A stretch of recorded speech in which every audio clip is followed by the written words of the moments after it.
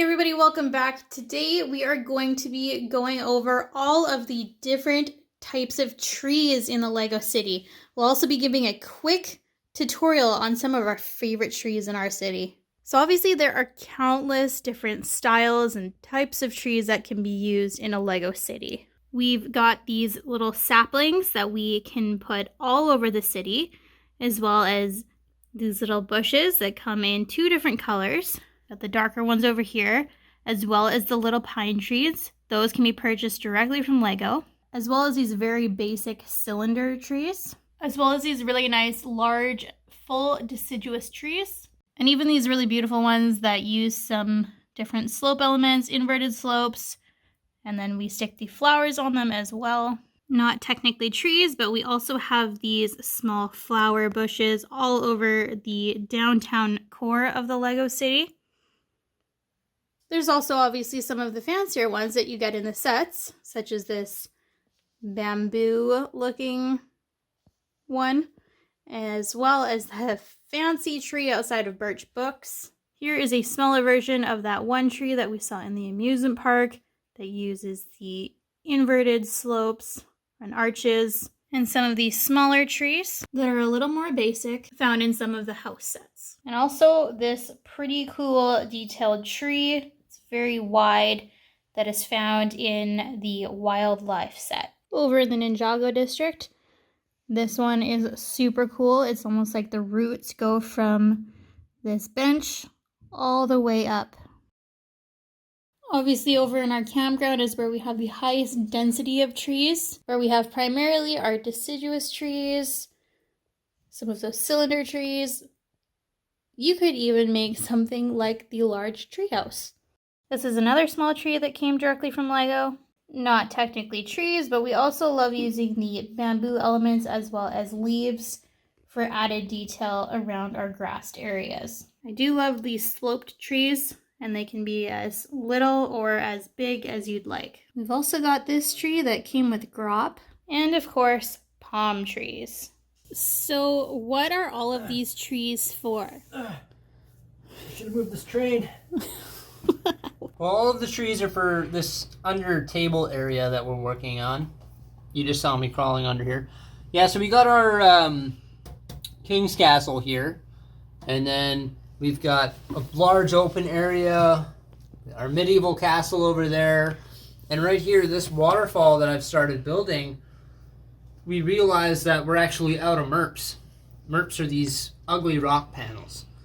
We want to make this twice as tall, so it covers this table leg, so you can see how tall it is, probably up to here.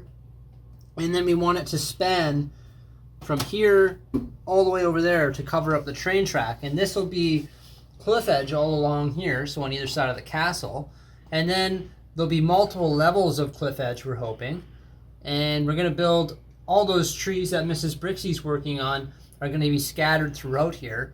And there's probably going to be tan or reddish brown paths and a wide open area in the middle with trees all on either side, battles with catapults and all that different stuff. But the trees, or the flora, is very important, so that's why Mrs. Brixie's ordering all of the parts and starting to construct all of these different trees. So it's good. So yeah, essentially this whole area is just going to be scattered with trees. Also, we'll use some of them. Did you hurt yourself? No. Obviously, we'll use some of them in like our residential area and a few other areas we're working on, but there's just going to be a bunch of trees down here. So that is primarily why we are working on those today. Just prepping some of the parts that I'll be needing to make these trees. Starting off with this one, it's just like a tall cylinder tree. They're super basic. There's not much to them. They're good for just quick detailing, but they're very simple. These ones are really cool. They are just nice and tall, big, full, deciduous trees. So many limbs on these. And they use the 2x2 round bricks. You can throw in some of the 2x2 round plates as well. And some of these... I don't even know what those are. What are these? Whatever they are. They're used to kind of extend the leaves out, and then obviously you can connect some of the tree limbs or leaves between the bricks as well, and you kind of just stick them all throughout. And then we stuck a cylinder on top as well, and that all of those parts sort of just... And if you want to, another thing you can do is you can see how it comes apart a little easier than you'd like. You can stick bars through the middle, and all of these pieces have holes, so you can like sort of stick a bar right through it, and that'll reinforce it. So it's just a little an stronger. additional support. We like these ones though because you can make it as big and as full, as tall as you really want. You can do as big or as small as you want. I think this is a good size though. You could add 8 limbs or 20. It's really up to you. You can make this thing this tall if you wanted, like make it monstrous. There's another tree that we're not building today though, and it uses the arch pieces, which is pretty cool. We have some of those in the campground. You show them those already? Those are pretty sweet. I like those ones too, because those ones you can build as big or as little as you want. Oh, we've got one right over here. So I mentioned earlier that, you can kind of make these any size you'd like as well. It's using all of the same parts. We've got these arches, there's all kinds of slopes, and you just make them as wide and tall as you'd like. Yeah, just use your imagination when building trees. I find like you can jam as many pieces on there. Nature grows in all sorts of different shapes and sizes. You really can't go wrong. There's really no wrong way to make a tree. Wrong way to make it. Yeah. But I think these are my favorite, especially this. This one's just super cool. Yeah. When building these large deciduous trees, we also realized that we could use some 1x1 studs in place of some of the tree limbs. Then it just cuts back on some of the limbs and it kind of looks like a knot. So that was pretty cool.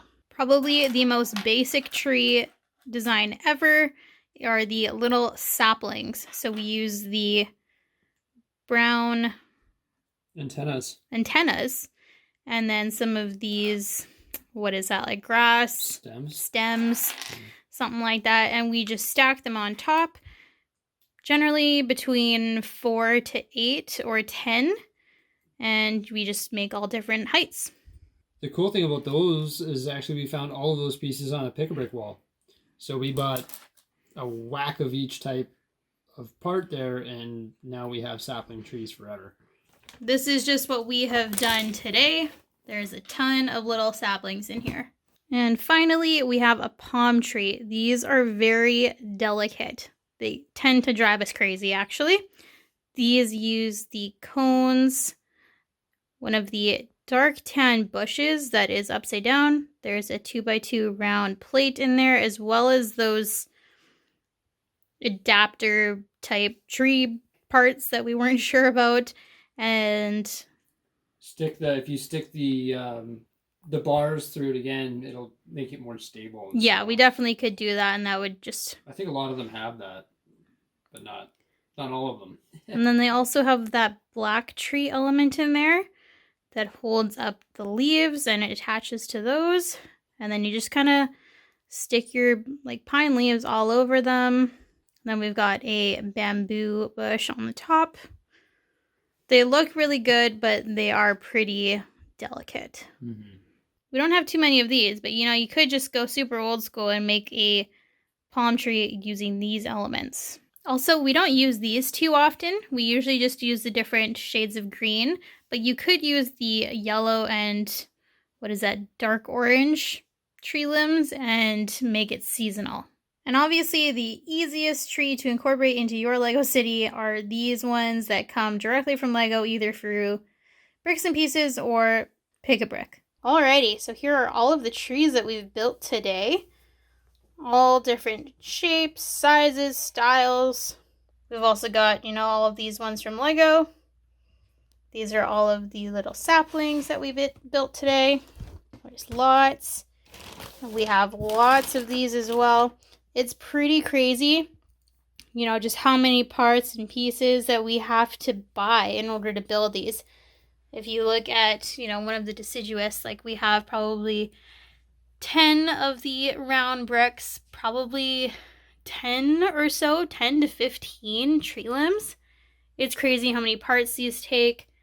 They're very part intensive and pretty expensive. So just imagine what a big forest or a big scene would take. Anywho, I hope that this gave you some inspiration for Lego trees, gave you a bit of a behind the scenes of building one of our scenes that we're working on. So thank you for watching. Please be sure to like and subscribe and stay tuned, and we'll see you next time. Bye-bye.